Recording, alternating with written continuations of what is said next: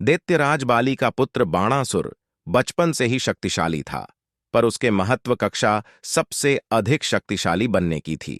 इसके लिए उसने भगवान शिव की घोर तपस्या की।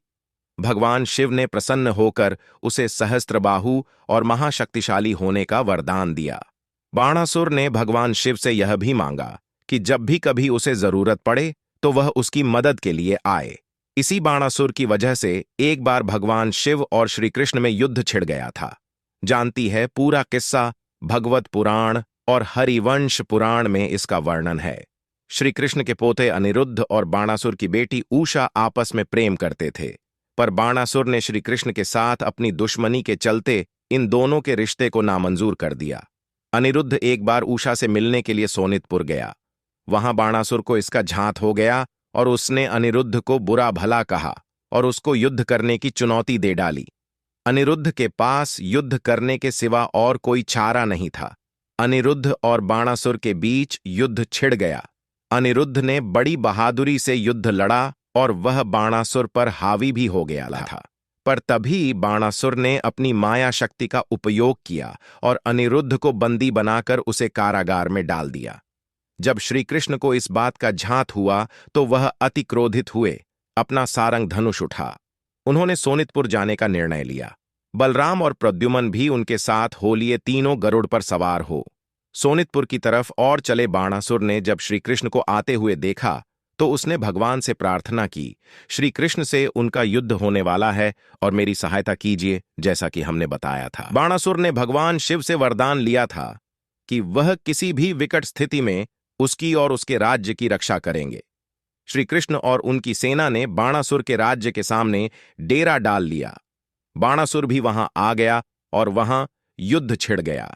भगवान शिव ने अपने कई भूत प्रेत गण पिसाद श्री कृष्ण को पकड़ने के लिए भेजे, पर उन सबको तीरों की वर्षा कर श्री कृष्ण ने भगा दिया। उनको ऐसे परास्त हुए भागते देख भगवान शिव ने अपने पुत्र कार्तिकेय को श्री कृष्ण को वश में करने के लिए भेजा। मोर पर सवार कार्तिकेय श्री कृष्ण, बलराम और प्रद्युम्न पर हमला कर दिया। गरुड़ ने जब कार्तिकेय की सवारी मोर को बुरी तरह से घायल कर दिया तो डर के मारे वह कार्तिकेय जी को छोड़कर वहां से भाग गए। गरुड़ के इस कार्य से कार्तिकेय क्रोधित हो और उन्होंने अपना भाला गरुड़ की ओर चला दिया, पर उसको बीच हवा में ही प्रद्युम्न ने नष्ट कर दिया। कार्तिकेय और प्रद्युम्न का युद्ध शुरू हो गया। काफी देर तक वह एक दूसरे पर तीर चलाते रहे। लंबे समय तक चली उन दोनों की मुठभेड़ के बाद प्रद्युम्न कार्तिकेय पर हावी हो गए और कार्तिकेय उसके तीरों को और झेल नहीं पाए और वह युद्ध छोड़कर वापस कैलाश चले गए। भगवान शिव ने तब अपनी जवार प्रकट की और श्री कृष्ण और उनकी सेना की ओर छोड़ दी। प्रद्युम्न ने उस जवार से लड़ने की कोशिश की, पर वह जवार उसके सभी अस्त्र शस्त्र निगल गई और उसके शरीर में प्रवेश कर गई, जिससे प्रद्युम्न कमजोर होकर वहीं गिर पड़े। तब उस जवार ने बलराम का रुख किया और उनका भी प्रद्युम्न जैसा ही हाल कर श्री कृष्ण की ओर बढ़ चली। श्री कृष्ण का उस जवार से युद्ध होने लगा। वह ज्वार श्री कृष्ण के भी अंदर घुस गई और उनके अंगों को कमजोर करना शुरू कर दिया। तब इसके काट के लिए श्री कृष्ण नारायण ज्वार का आह्वान किया और उसने शिव जी के जवार का असर कम कर दिया और भगवान शिव की ज्वार वहां से चली गई।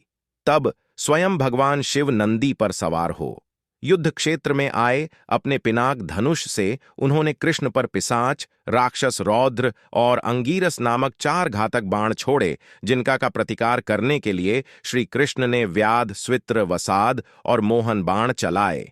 तब श्री कृष्ण ने वैष्णवास्त्र भगवान शिव की ओर चलाया, पर उसको शिव जी ने अपने पाशुपतास्त्र से निष्क्रिय कर दिया।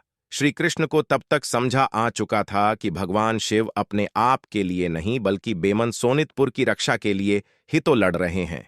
हरिवंश पुराण के मुताबिक तब श्री कृष्ण ने जरिभ नामक अस्त्र का उपयोग कर भगवान शिव को निद्रा में भेज दिया। इस वाक्य का वर्णन शिव पुराण में भी है।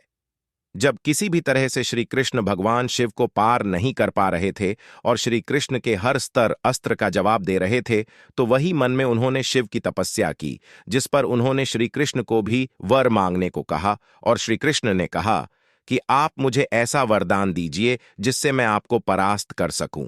भगवान शिव तब मुस्कुराए और उन्होंने श्री कृष्ण को जिम्ना अस्त्र चलाने को बोला। तब श्री कृष्ण अस्त्र चला। भगवान शिव को निद्रा में भेज दिया। हरिवंश पुराण, शिव पुराण में बस इस वाक्य में ही थोड़ा अंतर है, बाकी पूरी घटना समान ही है। भगवान शिव को ऐसे बेहोश देखकर बाणासुर भी अपने रथ पर सवार हो श्री कृष्ण की ओर बढ़ा और फिर उनमें भयंकर युद्ध छिड़ गया। बाणासुर ने अपने सहस्त्र बाहों से शस्त्र चक्र श्री कृष्ण की ओर चलाए, एक एक को श्री कृष्ण ने अपने बाणों से नष्ट कर दिया।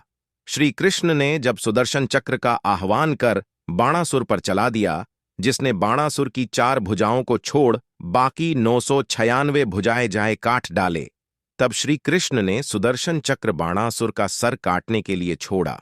तब तक भगवान शिव निद्रा से बाहर आ चुके थे और उन्होंने उसको रोक दिया और श्री कृष्ण से बाणासुर को क्षमा कर देने का किया। तब भगवान शिव और श्री कृष्ण ने एक दूसरे को गले से लगाया और युद्ध की समाप्ति की घोषणा की। श्री कृष्ण ने तब आदर सहित भगवान शिव को प्रणाम किया। बाणासुर भी अनिरुद्ध को रिहा कर दिया और अपनी बेटी की शादी अनिरुद्ध से करने को तैयार हो गया, और इस तरह बाणासुर का घमंड में चूर चूर हो गया। उस ज्वार के असर से प्रद्युम्न, बलराम आदि बेहोश पड़े थे। तब श्री कृष्ण ने कुछ मंत्र का उच्चारण किया और उन दोनों का उपचार किया, और दोनों को लेकर श्री कृष्ण द्वारका लौट गए। इस युद्ध में इन दोनों में किसी की भी हार या जीत नहीं हुई, बल्कि धर्म में अधर्म को परास्त किया था। बाणासुर का शक्तिशाली होने का घमंड तोड़ना अति आवश्यकता। शिव और विष्णु जी कभी भी एक दूसरे को अलग रखकर नहीं देखते, दोनों एक दूसरे को अपना आराध्य मानते हैं। हम महाभारत के ही द्रोण पर्व और भीष्म पर्व को पढ़े तो उसमें कई बार इन दोनों देवों ने हमेशा कहा है कि हम एक ही हैं। महाभारत में भी श्री कृष्ण और भगवान शिव जी का रिश्ता एक भक्त और भगवान की तरह ही है। श्री कृष्ण स्वयं कहते हैं कि शिव अविनाशी और सर्वशक्तिमान है। इसी महाकाव्य में भगवान शिव भगवान विष्णु अवतार श्री कृष्ण की कई बार प्रशंसा करते हैं। तो कमेंट में हर हर महादेव जरूर लिखे।